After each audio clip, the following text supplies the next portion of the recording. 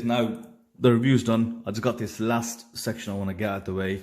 Reason is, I know I'm going to get comments about it. Slightly controversial maybe. Ooh, what is the phone doing there? Okay. Yeah, as I was saying, I had a few comments. Well, I had one comment because this watch was briefly shown in an old video that I did. And the person looked at this here, the Seiko logo, saying the genuine one is brushed and this is not brushed, so it's not genuine, it's fake, la-di-da, whatever. Now, if it is a fake or it was a fake, it actually doesn't bother me. I've bought a watch before thinking it's real, and then it was a fake. It was a Presage cocktail. I see it as obviously education, but my only problem is you've got to be able to prove it is fake. Now, I've done a couple of videos on fake watches, so obviously if you look at those videos, there is ample proof. Now, first off, this watch, I didn't buy it with the box and everything fully complete. I didn't buy it brand new, I bought it second hand.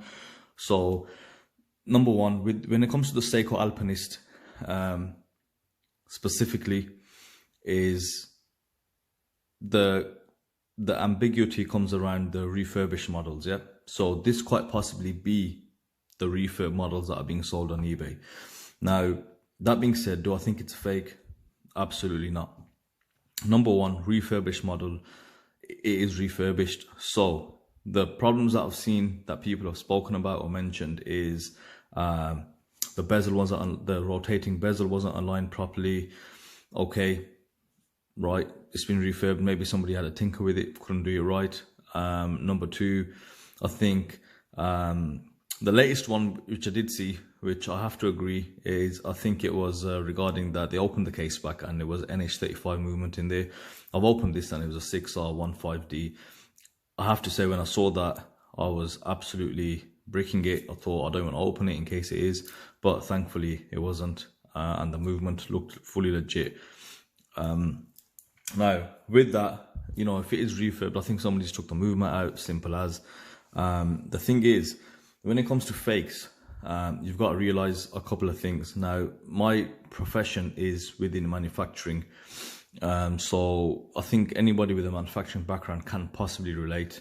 Now, number one, Rolexes, you've got plenty of fake Rolexes. They come in multiple grades, the replica market. So you've got A, AAA, whatever, and clone.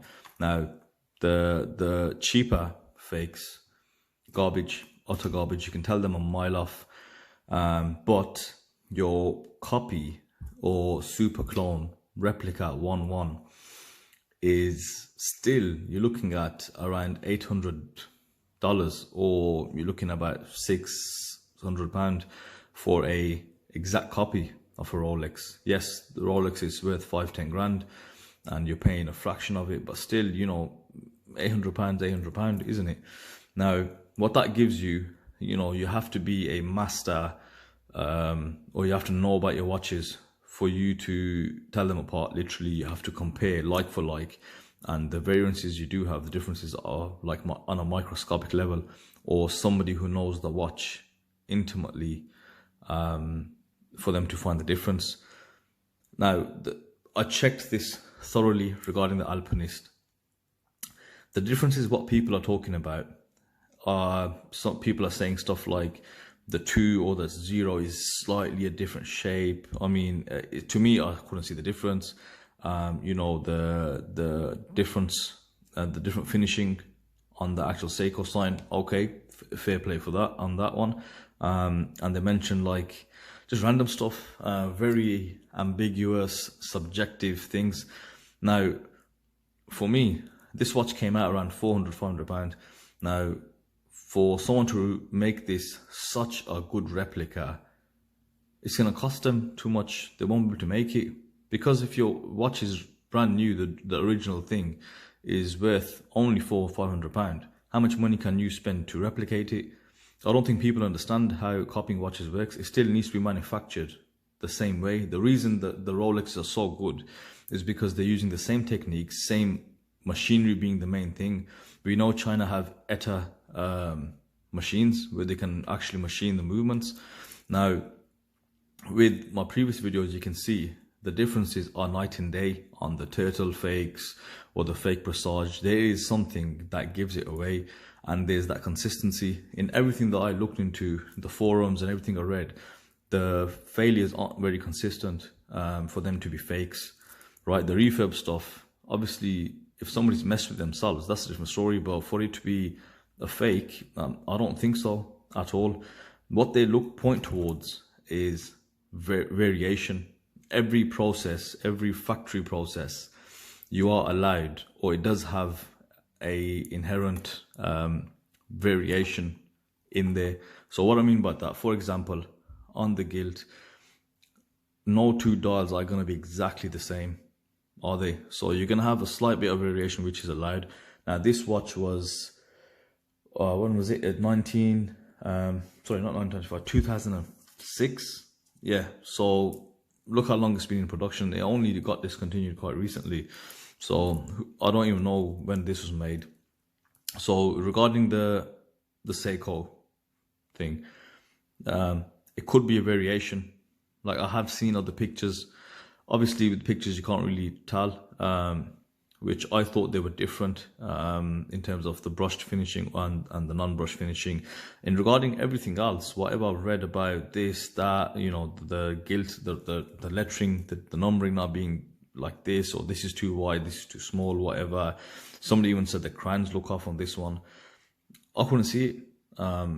And I'm not saying it because I want it to be real. If it is fake, I'll gladly tell everyone it is fake, and obviously keep an eye out. But yeah, looking at it with, you know, a clear head, going by facts, they all point to variations, factory variations. And I think on the forums that I looked into, there were quite a few people that were actually saying that, and, you know, they sounded correct, if that makes sense.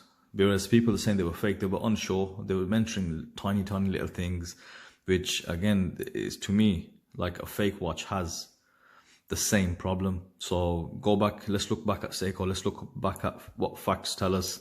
And on the turtles, you've got the same mistake on every single one, that lets you know it is a fake. You know, telltale signs which 100% tell you it's a fake. The most important point, and I think I'll end this discussion here, is where's the source? Now, with the Presage, the source was India, it was China, it was Wish. Regarding the turtles, yes, again, Wish, they're there. There's loads of them now. If these Seiko or fake Alpinists were so like out there, where's the source?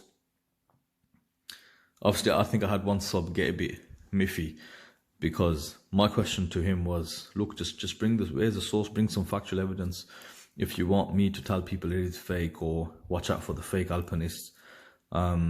Yeah, so on that, I mean, I have been wrong before, so somebody might pop up in the comment section and just say, nah mate, there you go, all right, and I'll accept that happily. But as it is, look, I don't think this is a fake, and believe me, every time someone said it, I've looked deeper, I've looked harder, thinking of, you know, let's look into it. I've not like shied away from it in case it is a fake, but again, you know, there's too much time and effort to spend for a £400-500 watch for it to be this good of a fake, if that makes sense.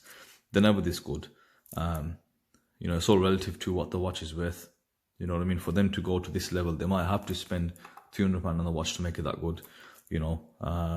So yeah, that's that. So it is a very lengthy review today. I appreciate the people that are still listening.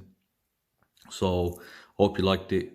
I try to do things differently, make them interesting. So hope you liked it. Remember to subscribe, add a like, and leave a comment. Thank you for watching.